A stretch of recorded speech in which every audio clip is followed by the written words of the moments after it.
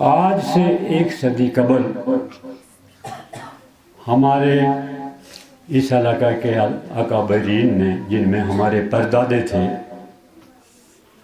1960 بکرمی نے انہوں نے ایک مسجد بنائی۔ دریک میں وہ مسجد ہم نے گرا دیا، اس کو ہم رینیو کر رہے ہیں، اس کو بھی بنانے۔ اور علماء نہیں تھے، ہندو دور تھا، ان کی حکومت تھی۔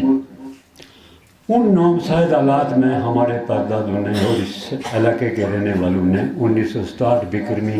میں مسجد بنائی، کچی مسجد تھی۔ اس میں ہمارے دادے اور بقول کپتان شفیع صاحب کہ ان کے والد محترم صوبیدار بگا صاحب جو تھانے دار بھی تھے، وہ اجی جی کہتے تھے ان کو، اور انہوں نے وہاں تعلیم حاصل کی، دینی تعلیم۔ تو ان میں یہ دینی جذبہ پیدا ہوا، پھر آہستہ آہستہ آغاز ہوا۔ تو ہمارے بزرگوں نے یہ سلسلہ چلتا رہا، تو ہمارے بڑے بھائی نے، ان کے ہمعصر لوگوں نے، ان کے بزرگوں نے، یہاں کے سارے بزرگوں نے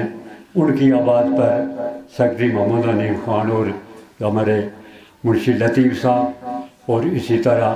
جناب یونس صاحب کے والد محترم ڈاکٹر صاحب اور یہ سارے لوگوں نے ان کی آواز پر لبیک کہا، تو ہم نے بانڈی میں مسجد کا آغاز کیا۔ بانڈی کی مسجد ہمارے لیے مشکل اس لیے تھی کہ ہماری تنخواہ اس وقت 1000 روپے تک نہیں تھی، بہت کم تنخواہ تھی۔ وہاں ہم نے 3 منزلہ مسجد بڑی خوبصورت انداز میں ان لوگوں کے تعاون سے تعمیر کر کے، پھر ہمارے سلسلہ آگے ہم یہ چاہتے تھے کہ ہم اپنی مسجد کیسے بنائیں، تو اس کا آغاز کرنے کے لیے ہم نے جگہ بنائی، اور جگہ ہمارے یہ جو چھیتر ہے وہاں ہمارے بزرگوں نے، جن میں نمایاں کردار جناب ہمارے منشی لطیف صاحب کا ہے، انہوں نے بڑی جگہ دی۔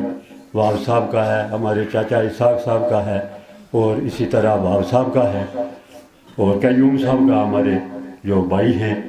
اعظم صاحب کے، انہوں نے جگہ دی۔ اور اس میں حیران تھا، اور یہ میں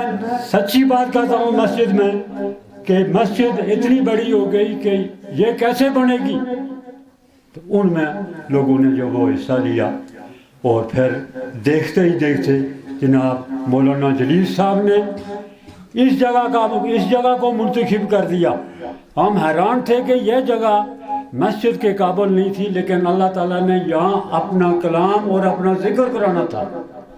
اس جگہ کا انتخاب ہوا۔ اور یہ دیکھتے ہی دیکھتے مولانا جلیل صاحب نے، اس میں ہمارا کوئی تعاون نہیں ہے، ہم سے انہوں نے 1 پیسے تک نہیں مانگا اور نہ ہم نے دیا۔ یہ ہمارے اس جناب مولانا صاحب کا کردار ہے، اور میں یہ سمجھتا ہوں کہ ہمارے دادا پردادے جو تھے ان کی یہ دعا ہے کہ یہاں دیکھتے ہی دیکھتے جو ہے وہ ہمارے بچے، میں یہاں سے چلتا پھرتا رہا، لیکن یہ جو صف بچوں کی حافظ قرآن بیٹھی ہوئی ہے، یہ ایک بہت بڑا اعزاز ہے۔ ایسی کھیپ تیار کی کہ یہ بچے جو آج ان کے ہاتھوں میں گیند ہوتا، آج انہوں نے جو ہے وہ قرآن پاک حفظ کر کے آپ کے سامنے اس صف بندی میں بیٹھے ہوں، ابھی ان کی دستار بندی ہونی ہے۔ تو میں علماء کرام کے سامنے جو ہے وہ لب کشائی کرتے ہوئے جو ہے وہ کتراتا ہوں